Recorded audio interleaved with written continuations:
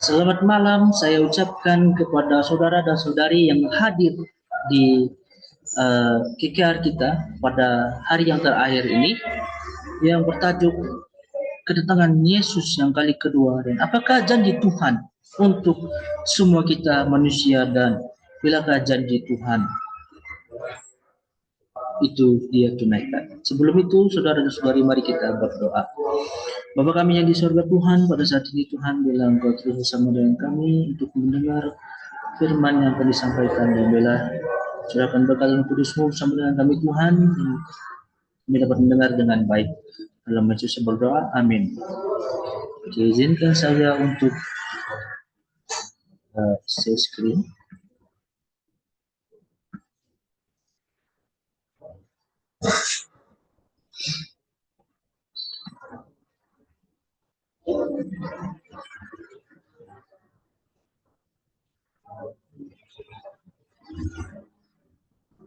Nah, pertanyaan kepada kita saudara-saudara.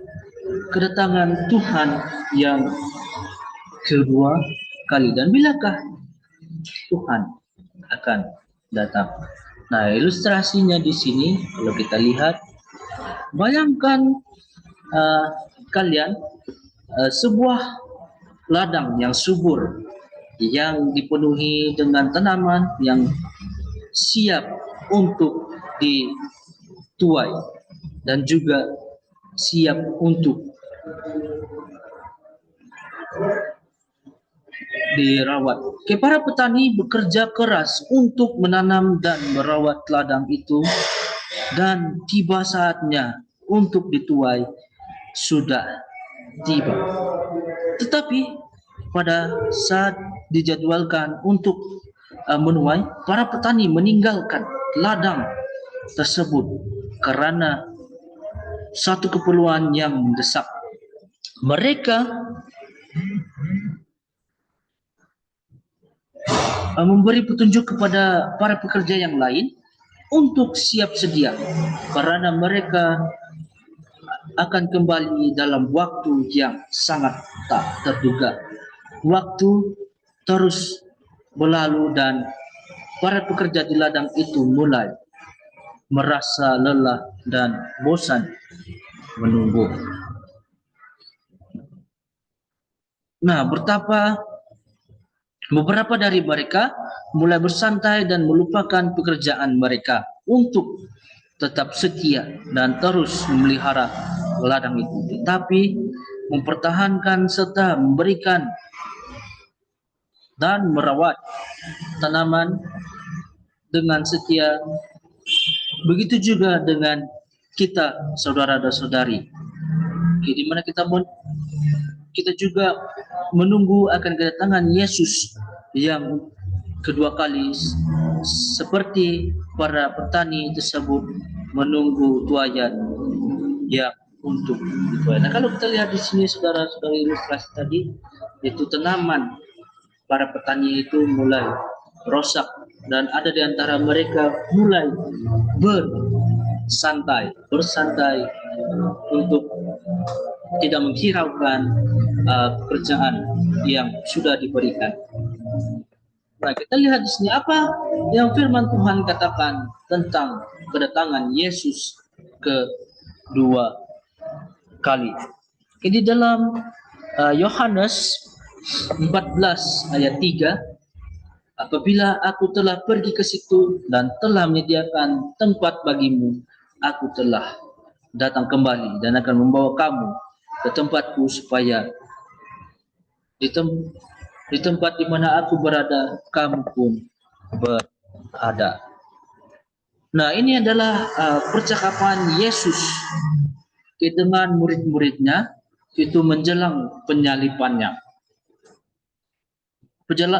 Penjelasan ayat ini adalah bahwa Yesus berjanji kepada murid-muridnya bahwa meskipun dia akan meninggalkan mereka untuk mengambil mereka ke tempat di mana disiapkan bagi mereka. Ini merupakan janji tentang kedatangan Yesus yang kedua kali ketika dia akan membawa para pengikutnya ke hadapan ya, di dalam kemuliaannya. Apa yang harus kita lakukan? Mempersiapkan diri, menghindari kedatangannya. Di dalam 1 Tesalonika 5 ayat yang ke-6. Sebab itu, baiklah jangan kita tidur seperti orang-orang lain, tetapi berjaga-jaga dan sadar. Di dalam ayat ini, janganlah kita tidur seperti yang lain, tetapi berjaga-jaga dan berpuasa adalah mengajak orang percaya untuk hidup di dalam kesiapan dan ketaatan kepada firman Tuhan. Mereka harus berwaspada terhadap tanda-tanda kedatangan Yesus yang kedua kali, hidup di dalam kesucian dan ketaatan, serta siap untuk memenuhi panggilan Tuhan dimanapun itu terjadi. Mari kita lihat tanda-tanda akhir zaman itu. Nah, kalau kita lihat di sini, yaitu ada beberapa yang saya ambil tanda-tanda akhir zaman itu. Peperangan terjadi, yaitu peperangan terjadi di antara dua negara ini, antara Palestina dan juga Israel. Perangan terjadi di mana-mana saja. Inilah tanda-tanda akhir zaman. Gempa bumi terjadi, saudara dan saudari. Gempa bumi terjadi dan juga berlaku akibat sangat bervariasi tergantung kepada kekuatan, kedalaman lokasi serta kesiapan infrastruktur masyarakat yang terkena kesannya oleh gempa bumi. Dan baru-baru ini, saudara dan saudari, kalau kita lihat, yaitu terjadinya tsunami. Terjadinya tsunami di berbagai tempat. Yang paling baru sekarang, saudara dan saudari, yaitu pasangan sama jenis menikah. Dan lebih dahsyat adalah pasangan sesama jenis menikah, itu lelaki dengan lelaki, perempuan dengan perempuan. Ini baru berlaku. Ini kita lihat adalah tanda-tanda akhir zaman. Dan inilah sedang berlaku di dunia kita. Dan apakah waktu Tuhan itu tidak pasti, saudara dan saudari? Dan baru-baru ini yaitu letusan gunung ruang. Terjadinya letusan gunung berapi ke gunung ruang di Sulawesi Utara Indonesia yang terjadi baru-baru ini, dan yang boleh kita lihat sehingga menjejaskan beberapa pesawat yang tidak dapat terbang dan tidak dapat melepasi kawasan itu, bahwa penerbangan terpaksa dibatalkan karena adanya berlaku letusan gunung berapi. Nah, inilah tanda-tanda akhir zaman yang boleh kita lihat, yaitu yang pertama adalah peperangan terjadi, yang kedua gempa bumi, yang ketiga tsunami, dan keempat pasangan sesama jenis menikah, dan baru-baru ini adalah letusan gunung berapi. Nah, saudara dan saudari, waktu Tuhan itu tidak pasti. Karena di sini kalau kita lihat tidak banyak waktu lagi untuk kita, dan waktu Tuhan itu tidak pasti lagi bagi kita, karena Tuhan mempunyai waktunya sendiri untuk Ia akan datang ke bumi dengan terjadinya tanda-tanda akhir zaman yang sudah kita lihat sebentar tadi. Saudara dan saya tidak tahu kapan dan waktunya Tuhan Yesus itu datang. Tetapi kita hanya tahu tanda-tandanya itu terjadi. Di dalam Matius 24 ayat 42, karena itu berjaga-jagalah sebab kamu tidak tahu pada hari mana Tuhan itu datang. Katanya di sini adalah kita harus berjaga-jaga. Apa yang kita tangkap ketika Tuhan berkata demikian? Apakah kita berjaga-jaga untuk muka depan kita menantikan Yesus datang seperti berjaga-jaga takut pencuri masuk, ataupun berjaga-jaga yang seperti apa? Firman Tuhan mengajak kita hari ini. Ada 4 hal yang firman Tuhan ajarkan mengenai berjaga-jaga dan menantikan kedatangan Tuhan Yesus yang kedua kali. 4 hal firman Tuhan ajarkan pada saat ini. Yang pertama adalah jangan tidur, saudara dan saudari. Yang kedua, bersungguh-sungguh mempersiapkan hidup kita. Yang ketiga, berwaspada akan ketamakan. Dan yang keempat, berwaspada terhadap ajaran sesat. Nah, kita lihat di sini yang pertama, saudara dan saudari, yaitu jangan tidur. Di dalam 1 Tesalonika 5 ayat 4 hingga 6. Tetapi kamu saudara-saudara, kamu tidak hidup di dalam kegelapan sehingga hari itu tiba-tiba mendatangi kamu seperti pencuri. Karena kamu semua adalah anak-anak terang dan anak-anak siang. Kita bukanlah orang malam atau orang-orang kegelapan. Di dalam ayatnya 5 ayat ke-6, sebab itu baiklah jangan kita tidur seperti orang-orang lain, tetapi berjaga-jaga. Dan artinya, saudara dan saudari, berjaga-jagalah, jangan tidur.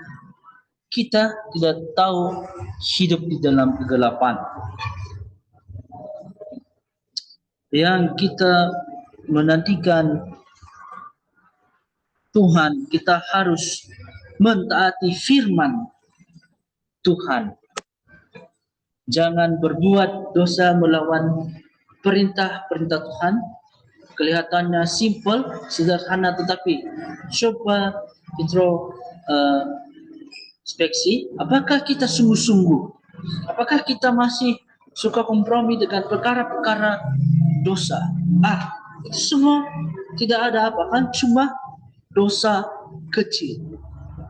Firman Tuhan tidak pernah mengatakan dosa kecil, dosa sederhana, dosa besar. Dosa adalah dosa.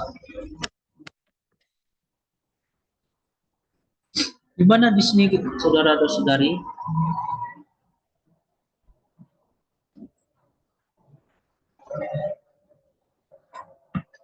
hal ini harus kamu lakukan karena kamu mengetahui keadaan waktu sekarang, yaitu bahwa saatnya telah tiba bagi kamu dan bangun dari tidur. Sebab sekarang keselamatan sudah lebih dekat bagi kita daripada waktu kita menjadi percaya. Hari sudah jauh malam, telah hampir siang. Sebab itulah marilah kita menanggalkan perbuatan-perbuatan kegelapan dan mengenakan perlengkapan senjata terang. Di dalam Roma 13 ayat 11 dan 12. Kita bersyukur ketika Tuhan memberikan perintah untuk kita harus bangun dari tidur. Dia juga memberikan solusinya. Di dalam Roma 13 ayat 12, hari sudah jauh malam, telah hampir siang, sebab itu marilah kita menanggalkan perbuatan-perbuatan kegelapan dan mengenakan perlengkapan senjata terang. Efesus 6 ayat 14 hingga 16 dijelaskan senjata-senjata perang. Jadilah berdirilah tegap, berikat pinggang kebenaran dan berbaju zirahkan keadilan kakimu, berkasutlah kerelaan untuk memberitakan Injil damai sejahtera dalam segala keadaan, penggunaan perisai iman, sebab dengan perisai itu kamu akan dapat memadamkan semua panah api dari si jahat, dan terimalah ketopong selamat dan pedang roh, yaitu firman Allah. Dalam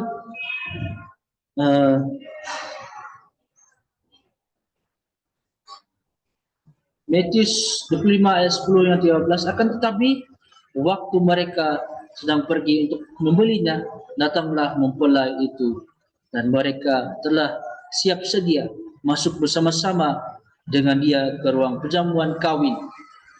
Lalu pintu ditutup, kemudian datang juga gadis-gadis yang lain lalu berkata, Tuhan, Tuhan, bukakanlah kami pintu. Tetapi ia menjawab, aku berkata kepadamu, sesungguhnya aku tidak mengenal kamu. Karena itu berjaga-jagalah, sebab kamu tidak tahu akan hari maupun akan saatnya berlaku. Yang kedua adalah bersungguh-sungguh mempersiapkan diri kita. Di dalam Matius 25 ayat 10 hingga yang ke-13, akan tetapi waktu mereka sedang pergi untuk membelinya, datanglah mempelai itu, dan mereka yang telah siap sedia masuk bersama-sama dengan dia ke ruang perjamuan kawin, lalu pintu ditutup. Kemudian datang juga gadis-gadis yang lain, itu juga berkata, Tuhan,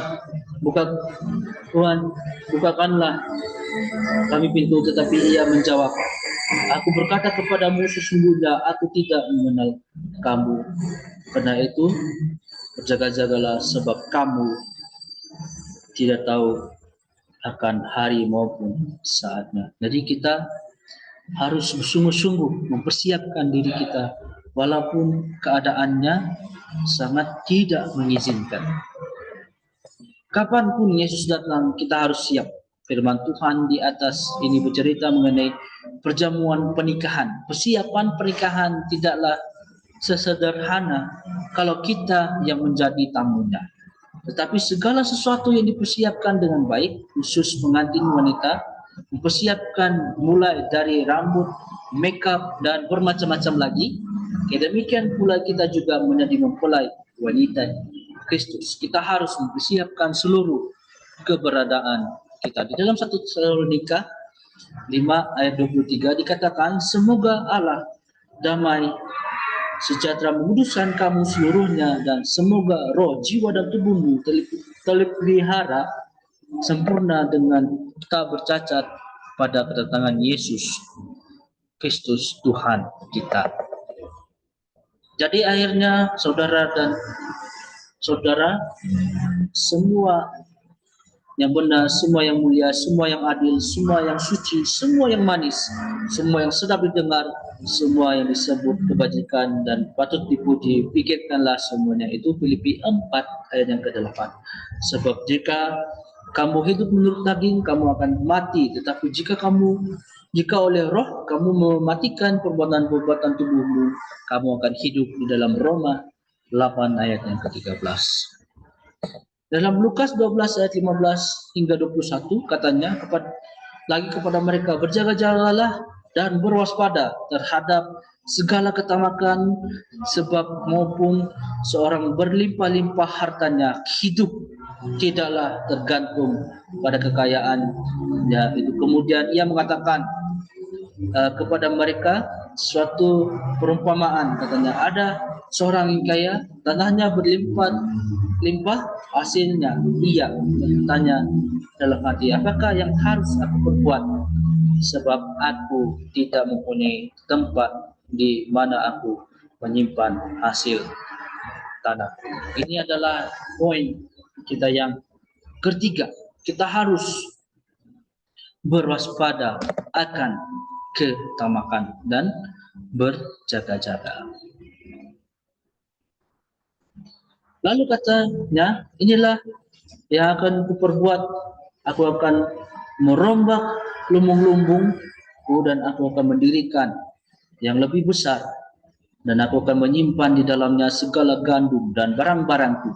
Sesudah itu aku akan berkata kepada jiwaku, jiwaku adalah padamu banyak barang tertimbun untuk bertimbun bertahun-tahun lamanya, beristirahatlah, makanlah, minumlah, dan bersenang-senanglah. Tetapi firman Allah kepadanya, hai engkau orang bodoh, pada malam ini juga jiwamu akan diambil dan padamu, dan apa yang telah kau sediakan untuk siapakah itu nanti. Demikianlah jadinya pada orang yang mengumpulkan harta bagi dirinya sendiri, jikalau ia tidak kaya di hadapan Allah.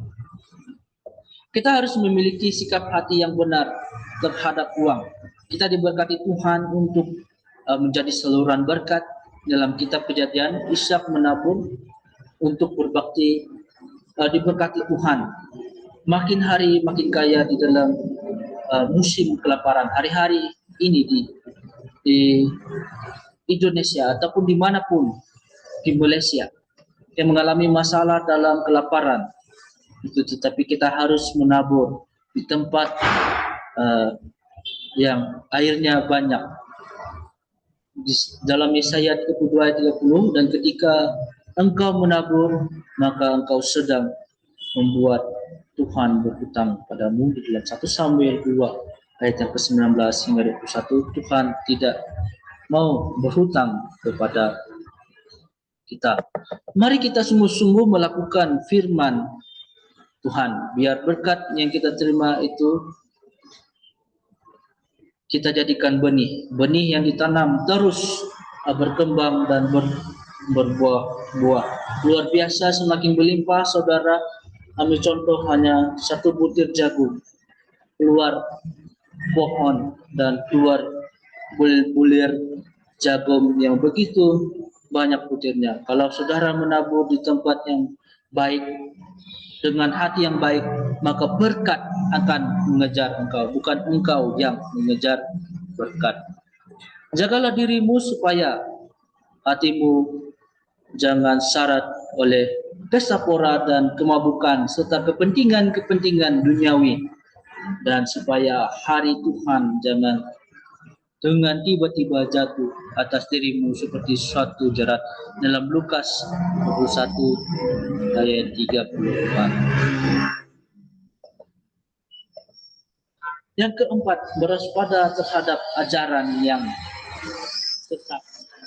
Matius 7 ayat 15 hingga yang ke-18, berwaspada terhadap nabi-nabi palsu yang datang kepadamu dengan menyamar seperti domba, tetapi sesungguhnya mereka adalah serigala yang buas.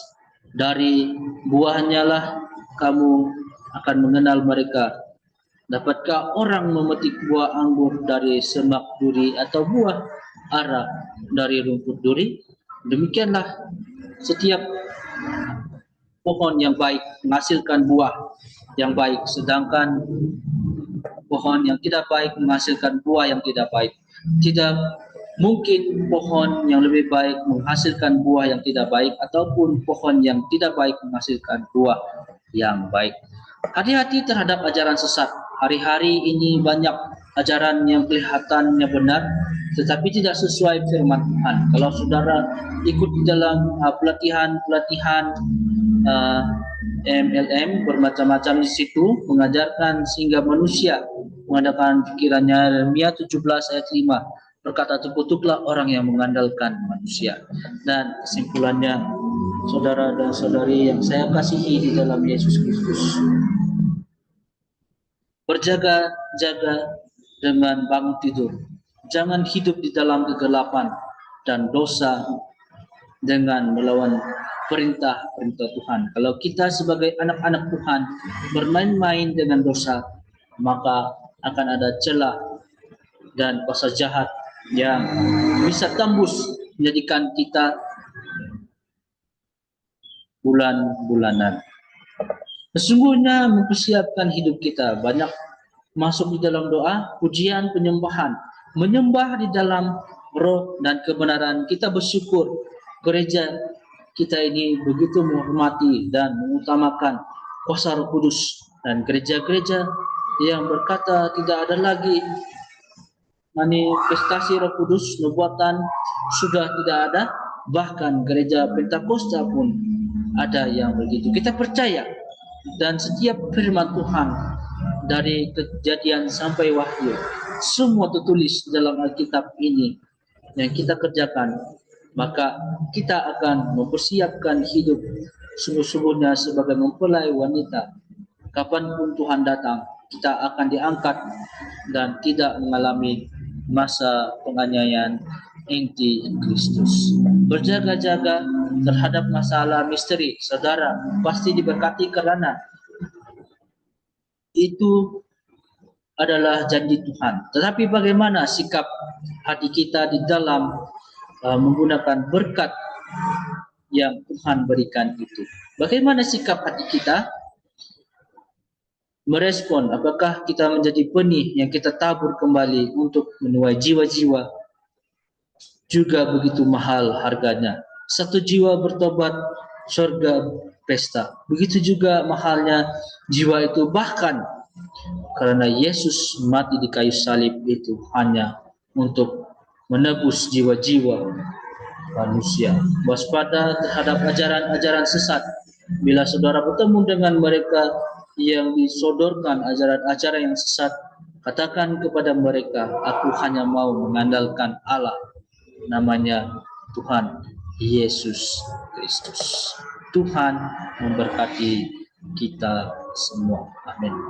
Mari kita bersatu dalam doa. Bapa di surga Tuhan, kami sudah mendengar khotbah tadi, dan biarlah khotbah itu dapat kami jadikan sebagai panduan dan rujukan kami apabila kedatangan Yesus untuk kali kedua. Berkati kami Tuhan, dalam Yesus saya berdoa. Amin.